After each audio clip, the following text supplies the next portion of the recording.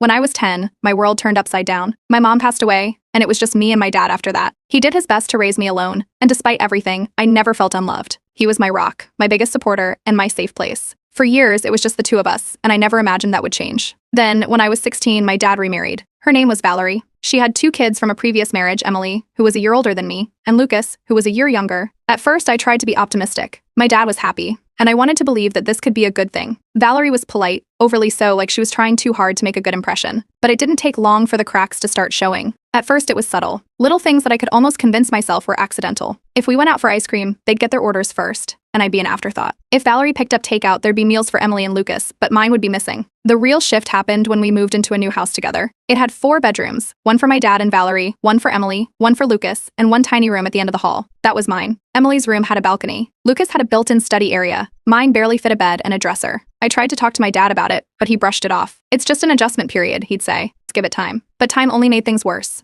Valerie started planning family nights, always on days when I had extracurriculars. They'd go out to dinner or the movies without me, and when I asked why, Valerie would act surprised. "Oh, we didn't think you'd be interested," she'd say with a fake smile. Emily and Lucas started forming their own inside jokes, laughing about things that happened while they were out with their mom. I was never part of the conversation. Then came the bigger things. Emily and Lucas got new clothes every season. I got hand-me-downs or nothing at all. They got extra allowances for good behavior. I got nothing because, apparently, I didn't contribute enough. Valerie imposed strict rules on me: curfews, chores, no friends over. Emily and Lucas, they did whatever they wanted. If I pointed it out, Valerie would sigh and say, "Lydia, stop being so dramatic." My best friend Natalie was the first to call it out for what it was. "They're pushing you out," she told me. "They want you to feel like you don't belong." And she was right. It was too deliberate to be anything else. One of the worst moments happened on my dad's birthday. I spent the entire evening baking his favorite cake from scratch. I decorated it carefully, making sure it was perfect. When it was finally time to bring it out, I went to wash my hands, and by the time I came back, Valerie was already in the kitchen, taking the cake to the table. She smiled at everyone and told them how much effort it took, how she had spent all day making it. I stared at her, stunned. She didn't even hesitate. I looked at my dad, waiting for him to say something, but he just smiled and thanked her. Then came Christmas. I don't know why, but a small part of me thought maybe, just maybe, it would be different. But when we opened gifts, the difference was glaring. Emily got expensive makeup, designer sneakers, a brand new phone. Lucas got video games, high-end headphones, new clothes. I got a generic sweater, a candle, and a book I had never mentioned wanting. My dad shifted uncomfortably, looking at my gifts and then at theirs, like he was finally starting to see what was happening. But he still didn't say anything. The final straw came a few weeks later. They planned a trip to a theme park. I overheard them talking about it, and I was actually excited. It had been so long since we'd done something as a family. But when the day arrived, I came downstairs, dressed and ready to go, only to find an empty house. They had already left. I called my dad, thinking maybe it was a mistake, that they had just left early and I could still meet them there. His phone went straight to voicemail. Hours later, they came home laughing, carrying souvenir bags, and talking about how much fun they had. No one even acknowledged that I had been left behind. That night, I sat in my tiny bedroom and made a decision. I wasn't going to wait for things to change anymore. I started looking into scholarships, researching colleges far away, and figuring out how to become independent as soon as possible. If they didn't want me to be part of this family, I wouldn't be. But I wasn't going to let them break me either. The isolation kept getting worse. It wasn't just the occasional exclusion anymore. It was constant. Valerie started planning family trips, outings, and even small get-togethers,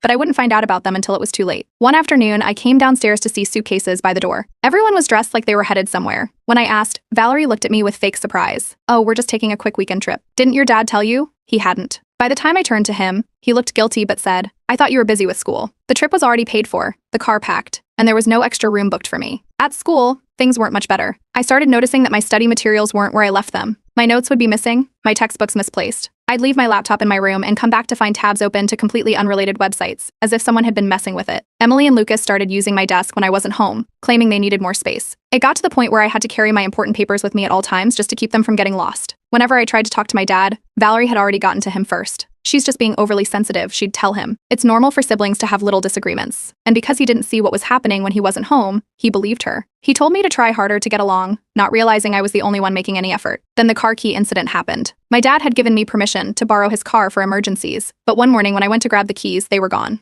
I searched everywhere. When I asked Valerie, she barely looked up from her coffee. "Maybe you misplaced them." My dad was already at work, so I had no way to get to school that day. Hours later, I overheard Emily laughing on the phone about how much fun she had at a party the night before. She had taken the car. She didn't even try to hide it. When I confronted her, she rolled her eyes. "Relax, I put gas in it." Valerie shrugged it off, saying Emily didn't know it was off limits. My dad didn't find out until weeks later when he noticed the mileage was higher than expected. Then there were the lies to extended family. When we had relatives over, I noticed the way they spoke to me started changing. My aunt, who had always been kind, suddenly started asking if I was still giving my dad a hard time. My uncle asked why I didn't want to be part of the family. I pieced it together quickly. Valerie had been telling everyone I was difficult, rebellious, refusing to bond with them. It didn't matter what I said. Their minds were already made up. My birthday was the last thing I was holding on to. I had made plans with my dad to have a nice dinner, just the two of us. But on the day of, Valerie suddenly sent him out on errands. Every time he finished one, there was another. By the time he got home, it was late. There was no dinner, no cake, just a half-hearted happy birthday from Valerie and the others. My dad saw the disappointment on my face, and for the first time I saw something shift in him. He was starting to notice. Natalie, my best friend, had an idea. Record it, she told me. Get proof. I started documenting everything. Missed invitations, conversations where I was told after the fact, even small things like groceries missing only when I asked for something specific. It didn't take long before it paid off. One night, my dad asked why I hadn't joined them for dinner. Before I could answer, Valerie smoothly replied, she said she didn't want to come. I pulled out my phone and showed him the messages. There was no invitation. My dad didn't say anything at first, just looked between me and Valerie. She laughed it off, saying I must have missed it, but I could tell he wasn't so sure anymore. From then on, my dad started watching things more closely. The atmosphere in the house changed. Emily and Lucas weren't as blatant about their jokes. Valerie made sure not to leave me out so obviously, but the damage had already been done. When my dad tried to set up family bonding time, Emily and Lucas barely participated. They made it clear I wasn't part of their family. Valerie retaliated in quieter ways. Groceries I liked stopped being bought. The Wi-Fi started cutting out whenever I needed it, but Emily and Lucas had no issues. I was locked out of common spaces when I came home from school, but I found ways around it. I started going to the public library to study. I used the school's internet for my assignments, and most importantly, I found a way to make money. I started doing freelance work online, small gigs at first, but it built up.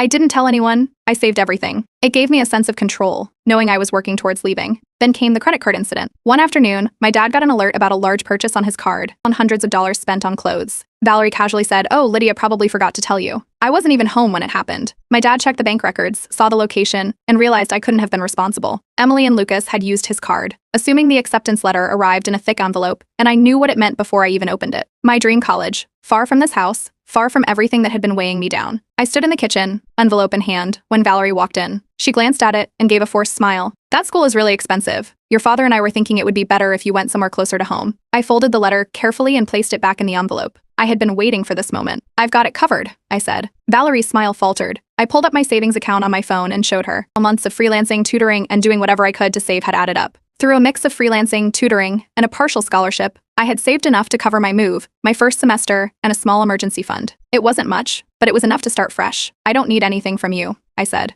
For the first time, she had no response. My father walked in as the tension hung in the air. He saw the envelope in my hand and asked what was going on. Valerie quickly recovered, saying she was just concerned about expenses, about how I'd manage on my own. My father looked at me, and I could tell something in him had already shifted. "We'll figure it out," he said. That was when the guilt tripping started. Suddenly, Valerie acted like she cared. She started bringing up how empty the house would feel without me, how she had always wanted us to be a close family, how she wished I would reconsider and stay local. It was all so transparent. I had spent years being excluded, ignored, and pushed aside, and now she wanted to act like my absence would be a loss. Emily and Lucas had a different reaction. The second they realized I was actually leaving, their entitlement kicked in. Lucas casually mentioned how he'd love to have my desk. Emily made a passing comment about needing a new laptop, glancing briefly at mine, but when I ignored her, she quickly dropped the subject, but realizing I was no longer an easy target, like I owed them something before I left. I ignored them. That night, my father knocked on my door. He sat down across from me and, for the first time, asked, "Tell me the truth. How do you really feel about all of this?" I told him everything. The exclusion, the manipulation, the way they had made it their mission to push me out while he wasn't looking. I didn't soften any details. He sat there in silence, listening, and when I finished, he looked shaken. "I should have seen it sooner," he admitted. I didn't want to believe it. The next morning, Valerie had a new plan. If I had money to support myself, then surely I should contribute to the household before leaving. She called it a family loan, just a small amount to help with expenses since I had been living here for free. I laughed. I had been buying my own essentials for years. I had been excluded from family trips, family gifts, family allowances. I owed them nothing. My father walked in during the conversation, and for the first time, he didn't back her up. He looked at her and said, "She doesn't owe you anything." That was when Emily switched tactics. The same person who had spent years making me feel like an outsider was suddenly trying to act friendly. She started reminiscing about old times, pretending like we had ever been close. It was obvious she thought being on my good side would benefit her somehow.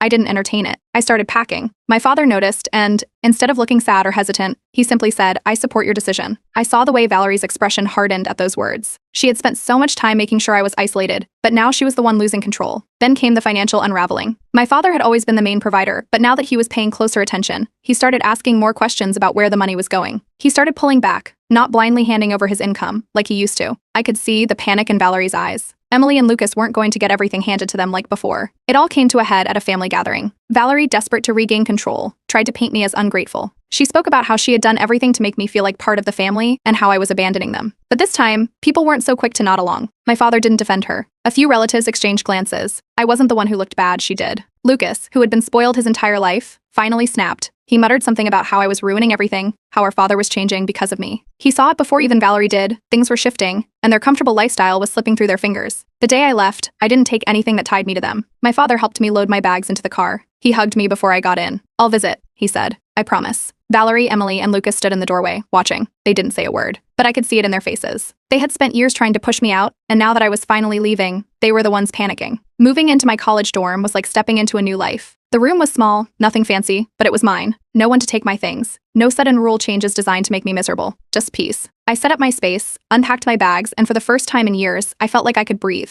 It didn't take long for the calls to start. Valerie's number popped up on my phone multiple times that first week. Voicemails filled with fake concern. She talked about how I left so suddenly, how she didn't even get to say a proper goodbye, as if I hadn't spent months preparing for this. I ignored every message. Then, Natalie came to visit. She was barely through the door before she told me what she had overheard. She ran into Emily at a coffee shop, loudly complaining to a friend about how dad is being so stingy now and how their mother was stressed about money. Apparently, things had started changing the second I left. Back home, my father slowly started noticing things he had ignored for years. It began with small realizations how little appreciation he received, how much money was disappearing without explanation. Over time, the cracks became impossible to ignore. He wasn't a husband or a father figure, he was their personal bank account. When he started asking more questions about finances, the cracks deepened. Emily and Lucas had been used to a lifestyle where they got whatever they wanted. Expensive clothes, brand new phones, weekend outings, and random shopping sprees. But suddenly, the money flow was different. My father wasn't just handing over his card anymore. When Emily asked for something and was told no, she had a full meltdown. Lucas started complaining loudly about how things weren't fair. Meanwhile, Valerie was scrambling. When my father sat down to look at the household budget, he saw just how much had been funneled into her children. He had always assumed expenses were being split fairly, but when he looked at the numbers, it was clear Emily and Lucas had been living like royalty while I was barely given the basics. The confrontation happened soon after. He asked Valerie outright why Lydia had always been treated differently. Valerie tried to brush it off, saying it was complicated and that I had been difficult to bond with. But my father didn't let it go. He pointed out how I had been excluded,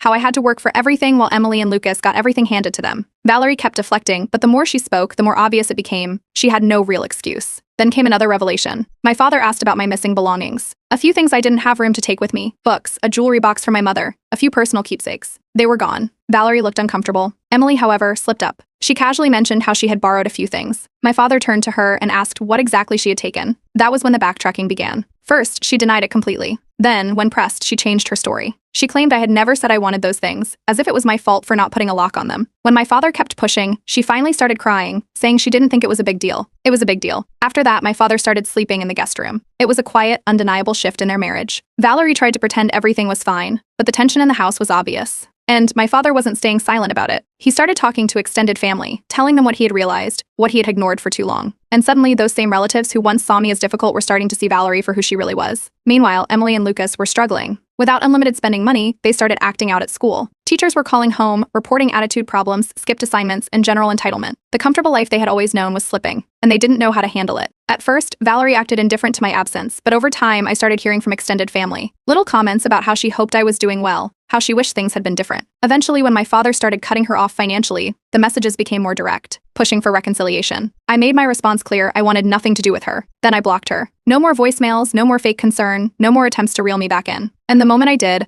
I felt something I hadn't felt in a long time: freedom. The news spread fast. My father had filed for divorce. It was official. He was done with Valerie. I first heard about it through a relative who called me, almost shocked that he had actually gone through with it. It had only been a few weeks since I left for college, but without me there as a distraction, my father had finally seen things for what they were. He had spent years convincing himself that Valerie cared about him, that she wasn't just using him, but once he started looking at their life without the filters she had put up, the truth was impossible to ignore. Valerie found out when she was served the divorce papers, and she lost it. She screamed at my father, accusing him of abandoning his family and choosing Lydia over them.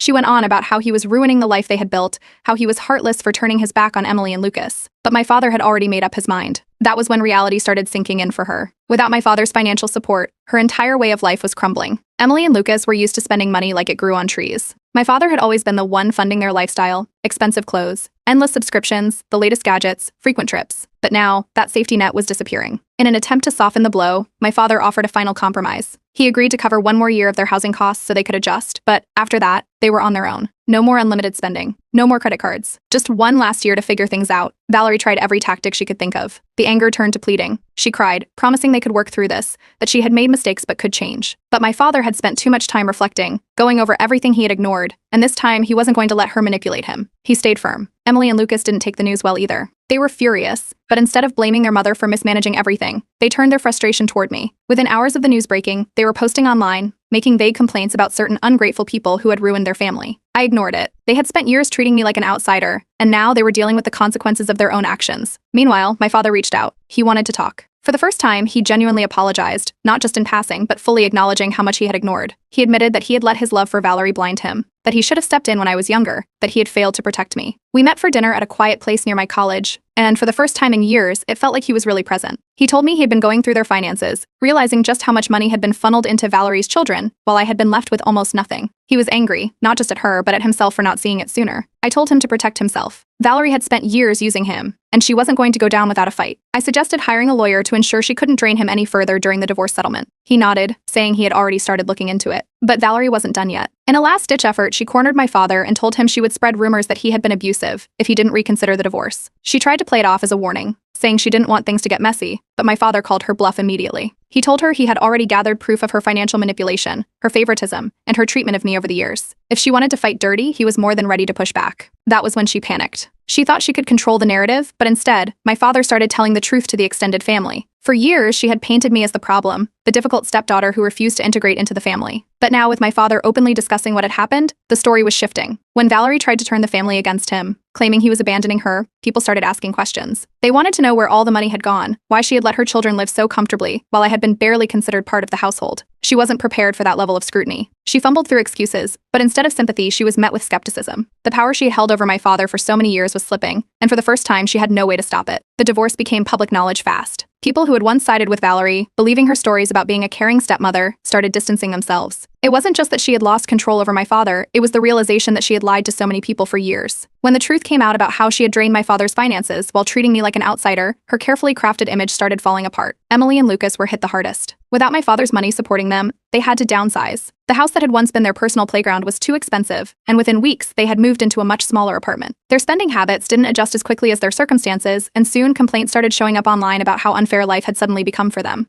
Valerie, in a last-ditch effort to salvage her reputation, started telling anyone who would listen that my father had emotionally abandoned the family. She claimed he had changed overnight, that he had turned his back on her and her children without warning. But by this point, too many people knew the truth. My father had spoken to extended family, showing them proof of the financial manipulation and favoritism. Valerie's version of events didn't hold up under scrutiny. For the first time in years, my father started focusing on himself. He admitted that the marriage had worn him down, made him doubt himself, and caused him to ignore things he should have addressed long ago. He started therapy, determined to heal and not let himself be manipulated like that again. Valerie, meanwhile, wasn't done trying to milk him for money. She took him to court, demanding more financial support, claiming that she needed it to maintain stability for Emily and Lucas. But my father had come prepared. With clear evidence of how she had mismanaged the household funds and prioritized her own children over me, her case fell apart. The legal battle stretched on for months, with Valerie trying every delay tactic possible. But in the end, the court granted her only a minimal settlement, just enough to meet legal obligations, but far from the comfortable life she had expected. She wouldn't be draining him any further. Then, out of nowhere, Emily and Lucas started messaging me from new numbers. After years of ignoring me, mocking me, and treating me like I didn't belong, they were suddenly acting like nothing had ever happened. The messages were casual, as if we had always been close. Lucas asked how college was going. Emily made a comment about how she missed hanging out and how we should catch up. It was obvious what was happening, they had lost everything, and now they were looking for someone else to fall back on. I ignored them. While they were scrambling to figure out how to live without constant handouts, my life was finally moving forward. I was thriving in college, excelling in my classes, and making real friends, people who actually cared about me. For the first time in years, I wasn't walking on eggshells, waiting for the next passive-aggressive comment or cruel exclusion. My father and I started meeting regularly, having dinners and catching up like we hadn't been able to in years. The more time we spent together, the more I saw how much lighter he seemed, like a weight had been lifted off his shoulders. He thanked me more than once for helping him see the truth, for pushing him to take back control of his life. Valerie, still desperate to control the narrative, took her complaints online. She posted about being betrayed by her husband and his ungrateful daughter, painting herself as the victim. But unlike before, people weren't buying it. The comment sections weren't filled with sympathy, but questions she couldn't answer without exposing herself further. As for Emily and Lucas, their downfall wasn't just financial. Without the privilege they had always relied on, they struggled in school. Their social circles started shrinking. They were no longer the ones with endless money to throw around, and without that, they didn't have much to offer. I knew this wasn't the end. Valerie wasn't the type to accept defeat quietly, and I wouldn't be surprised if she tried something again in the future. But for now, I was free. Free from their manipulation, their entitlement, their attempts to control me. And for the first time in a long time, I had no reason to look back. Valerie refused to go down without a fight. Instead of finalizing the divorce quickly, she dragged it out for months, hoping my father would get tired and agree to give her more money just to be done with it. She filed unnecessary paperwork, requested delays, and made every excuse possible to stall the process. She still believed she could manipulate him like before, but she underestimated how much he had changed. His lawyer went through everything with a fine-tooth comb and found something even my father hadn't expected. Valerie had been secretly using his money to pay off debts he never even knew existed. She had maxed out credit cards under his name and had been funneling money into accounts meant to cover her own expenses. When this was brought up in court, she had no choice but to admit it. All those years, she had acted like she was financially independent, like she was his equal. But when the numbers were laid out, it became obvious without him, she had nothing. The judge ruled in my father's favor. Valerie had to walk away without the cushy alimony she had been expecting. She was furious. She had built her entire life around my father's money, and now it was gone. The house was next. She couldn't afford the mortgage, so she had to sell it. She and her children moved into a much smaller apartment, a far cry from the comfortable life they had once known. Emily and Lucas didn't handle the transition well. Emily resented having to budget for the first time in her life. Lucas attempted a few part-time jobs but couldn't hold one down. They had never learned responsibility because they had never needed to. Now, reality was hitting them hard. Valerie, desperate to maintain some semblance of her old life, tried to keep up appearances. She went to social events, acting as if nothing had changed. But people had heard about the divorce. They had heard about the financial deception. One by one, her social circle shrank. Invitations stopped coming. People distanced themselves. The final divorce meeting was the last time my father ever saw her. She made one last attempt at manipulation, talking about how they had once been a family, how he was being cruel. My father didn't engage. He simply stood up, walked out of the room, and never looked back. With Valerie gone, my father started reconnecting with people he had lost touch with during the marriage. He reached out to old friends and family, rebuilding relationships that had suffered while he had been trapped in that household. One night over dinner, he apologized to me again, not just for the past, but for not seeing things sooner. He told me he was proud of me, that he was grateful I had stayed strong even when he hadn't been. Emily and Lucas, meanwhile, continued to struggle. Through mutual acquaintances, I heard that Lucas had been getting into fights, skipping school, and getting into trouble. Without structure or discipline, he was spiraling.